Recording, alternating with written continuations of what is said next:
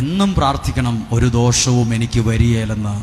അങ്ങനെ നമ്മൾ ചെയ്താൽ ഞാൻ വിശ്വസിക്കുന്ന കാര്യം പറയാം, ഒരു ദോഷവും നിനക്ക് വരത്തില്ല. ഒരു കുടുംബത്തകർച്ചയും കയറി വരികയില്ല, വിശ്വസിക്കുന്നു. ഒരു നഷ്ടവും കയറി വരത്തില്ല. അത് എവിടം വരെ വരുവുള്ളെന്നറിയാമോ?